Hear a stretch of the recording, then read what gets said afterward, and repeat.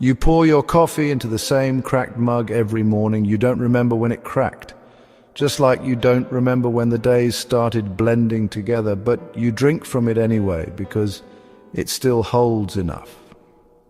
That's how it happens. Not all at once, but slowly.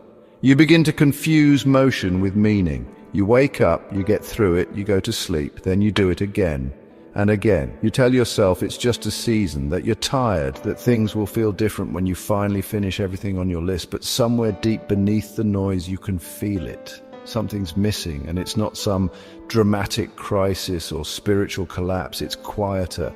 It's the moment you realize you've been present in every room but absent from your own life. You laugh when expected. You answer with, "I'm fine." You chase the next thing, then the next, like you're trying to outrun the whisper that keeps asking, "Is this it?" Not because anything is falling apart, but because nothing feels like it matters. You cross things off, but you don't feel finished. You sleep, but you don't rest. You talk, but you don't say the thing that's burning to be said, and that's the danger, not falling, but drifting.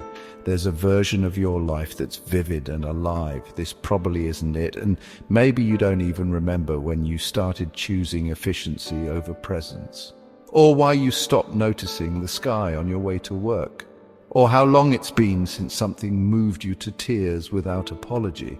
But you know what it feels like to perform instead of live, to hold your breath while smiling, to forget what it means to be inside your own body instead of watching it go through the motions. So now you're here, with the question most people don't ask until it's too late. Did I live? Not, did I stay busy? Not, did I meet expectations? Not, did I do what I was supposed to? But did I really live? Did I slow down long enough to feel the moment before it passed? Did I say no when something drained me? Did I say yes to something that scared me? Did I breathe? Not just inhale. You won't know the answers by checking your calendar. You won't find them in your resume or your savings account. You'll find them in the small spaces, in the ache that never left, in the moments that should have mattered but didn't, in the days you forgot to claim. And the terrifying part? You've gotten so good at pretending, you almost convinced yourself that it's fine. But you're not here to be fine. You're here to feel something. This isn't about throwing everything away. It's about waking up before you reach the end and realize you slept through the most important parts. Because the truth is, you're not behind. You're not too late. You're not broken. You're just being called back to your life, to your breath, to your name, to the version of you that knows how to feel it all again. So stop, not forever, just for this moment, and listen. That whisper, it's not fear, it's not failure, it's the part of you that's still alive, waiting for you to notice.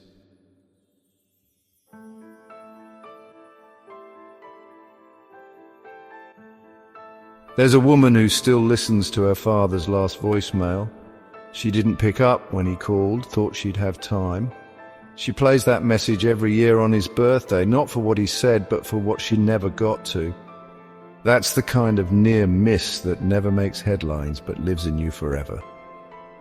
Brendon Burchard was 19 when his car flipped off the road. The windshield shattered. Time collapsed.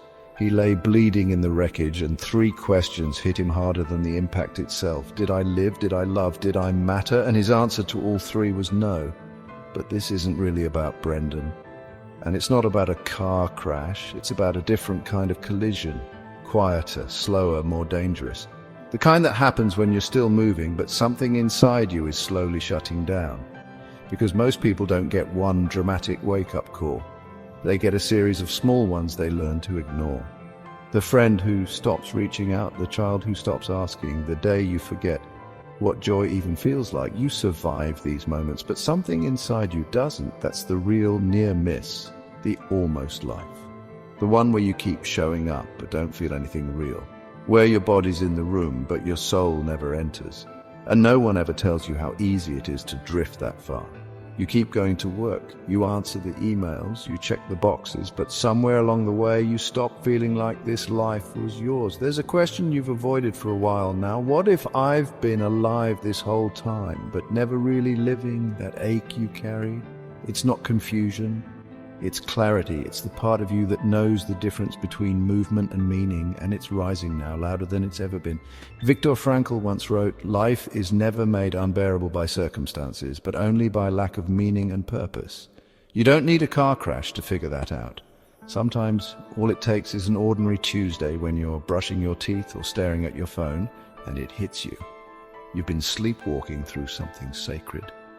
And you don't want to anymore, because somewhere deep down you remember how it felt to care, to feel the wind against your skin and know that this moment, this breath, was yours. You remember when you used to dream louder than you doubted, when you showed up without shrinking, when you weren't afraid to feel it all.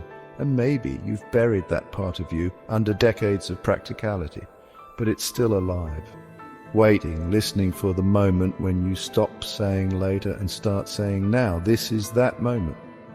Not a breakdown, just a break in the pattern. You don't need to be loud about it, you just need to be honest. This isn't the part where you burn everything down. It's the part where you return to what matters, to who you are, to the question that started all of this. Did I live? Because the real second chance, it's not about escaping death, it's about choosing not to waste life.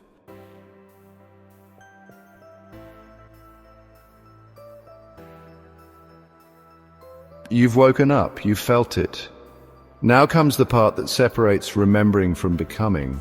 Because once you hear the question, did I live? You can't unhear it. Once you realize you've been surviving instead of living, you can't unknow it, and that's the beginning. But it's also where most people turn back, because living, really living, comes with risk. It's easier to stay numb, to stay on autopilot, to stay in the story you already know, even if it makes you feel small. Most people don't choose comfort because they're lazy. They choose it because it doesn't ask them to feel the full weight of their unlived life. There's a paradox no one names.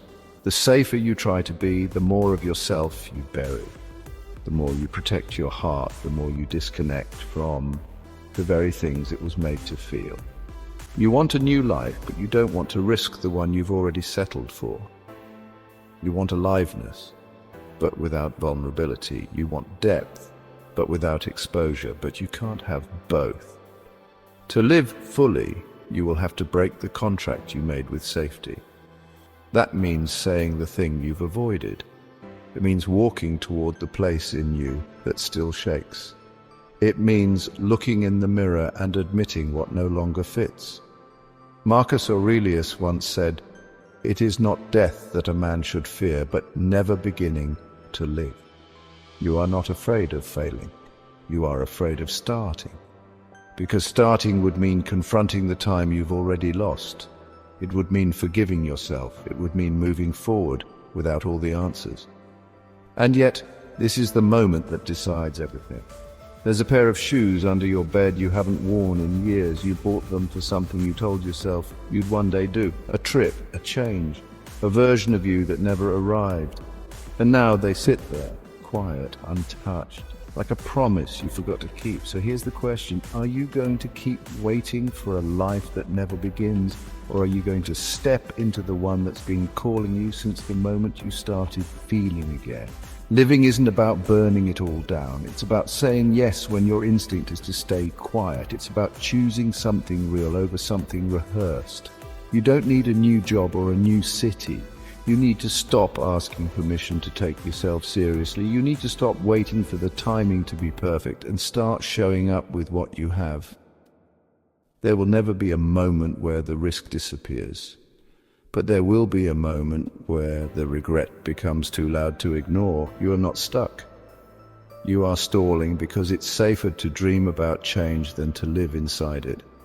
But you didn't come this far to almost feel free. So ask yourself, what would I do if I stopped waiting? Would you send the message?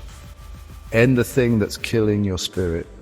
Begin the thing you've told yourself you're not ready for. Would you finally walk toward the life that feels like a better fit for your soul? You don't need to be loud. You don't need to explain. You just need to decide that fear no longer gets to vote. This is the doorway. This is the chance. This is the day you don't turn back, because you've already seen what it costs to keep yourself small. Now it's time to see what happens when you don't.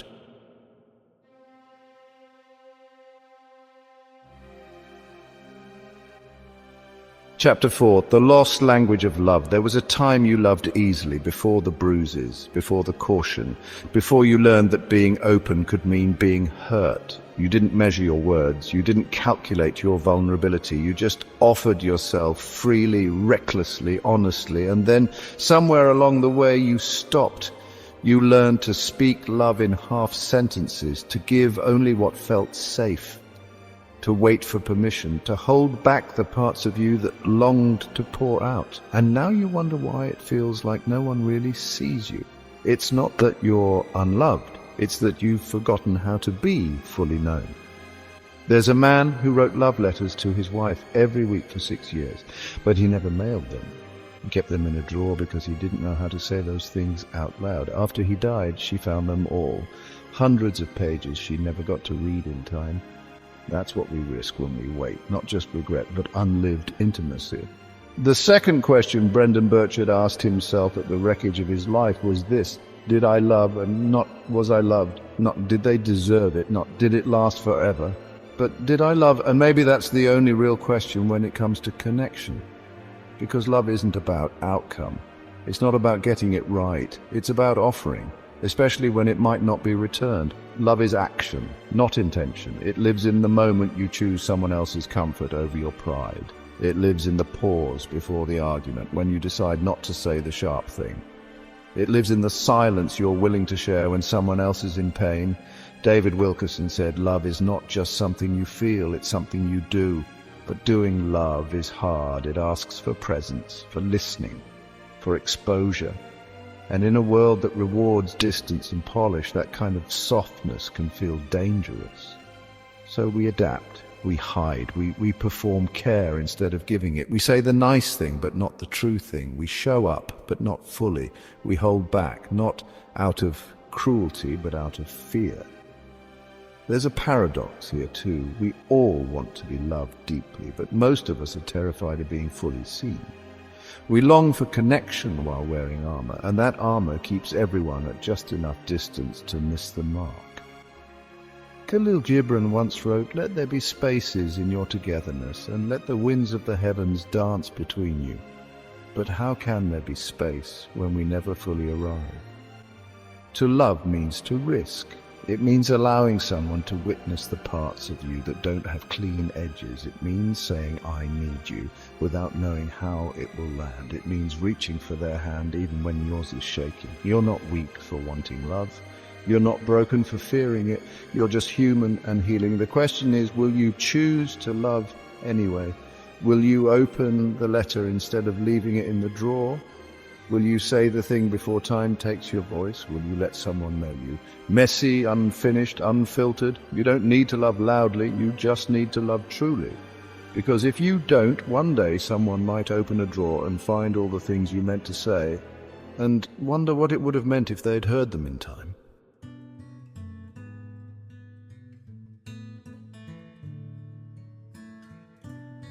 At Chapter 5, The Weight of Matter. You will never know the full extent of your impact. You will never hear all the stories your name quietly entered. You will never see all the moments you made someone feel less alone or more capable, or just seen. But that doesn't mean you didn't matter. It just means that meaning doesn't always come with applause. We've been taught to associate significance with scale, to measure our value by visibility, to believe that if it wasn't big, loud, or lasting, it wasn't enough. But some of the most important things we ever do will never be recognized. They will never trend, they will never be named, and yet they will ripple through someone else's life in ways we'll never fully understand. There's a janitor who worked the night shift at a hospital for 30 years. He never missed a shift. Always made sure the halls were spotless by morning. On his last day, he left a note in the break room. "I just wanted the place to be clean and quiet enough for you to save lives. No spotlight, no speech, just quiet service that made the extraordinary possible." That's what it means to matter.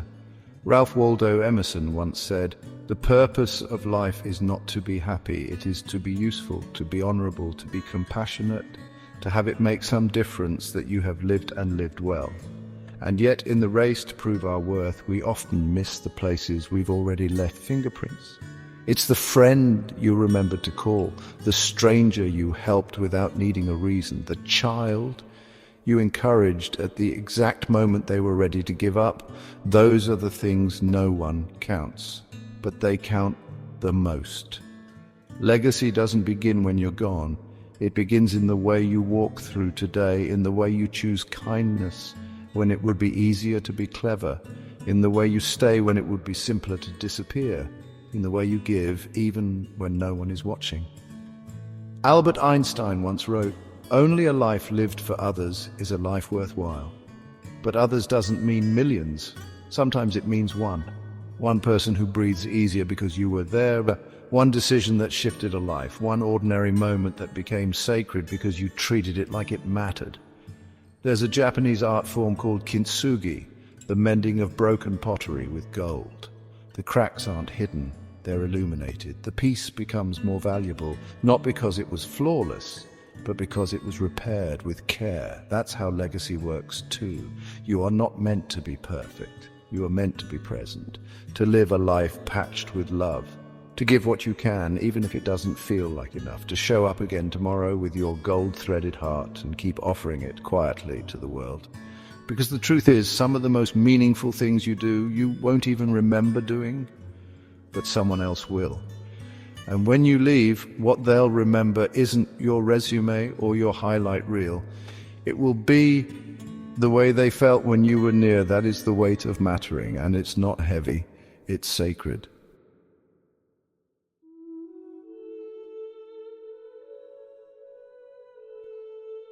Chapter 6.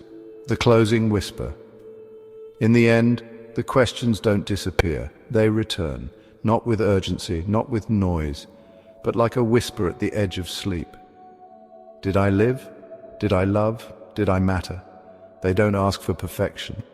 They ask for presence, for truth, for memory. And maybe your answer isn't a sweeping yes. Maybe it's quieter than that. Maybe it sounds like this. I lived. When I finally stopped rushing through the hours and stood still in the rain just to feel it on my skin. I loved. When I held someone's silence without needing to fix it. I mattered. When I showed up anyway, even when it would have been easier to disappear. That's all life ever asked of you. Not to impress, not to conquer, just to meet the moment with something real. There's a cracked mug sitting on your counter. You kept it even though it was chipped.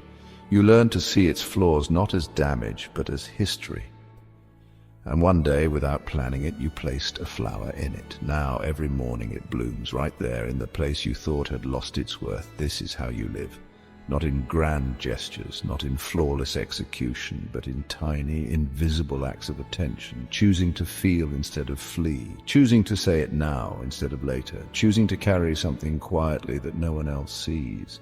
You'll never know exactly how far your presence reached, but someone does. Someone's world tilted slightly because you were in it, and maybe you're still in process. Still learning to speak, still learning to stay, still waking up. That's okay, life doesn't wait for us to be finished. It meets us where we are and invites us to begin again. You are not behind. You are not too late. You are not wasted. You are unfolding. You are returning to the version of yourself that knew how to love without a script, to matter without a stage, to live without apology. So let the final whisper be this. You are the second chance. You are the letter opened in time. You are the flower blooming in the broken cup. You are the legacy left in quiet rooms and open hands. You are the echo of your own courage. And if this stirred something in you, if it brought back a moment you thought you'd forgotten, a name you miss, a dream you left unopened, don't let it end here. Send it to someone you care about. Share the question. Ask it together, because someone out there is still waiting for their wake-up call. And maybe you are it.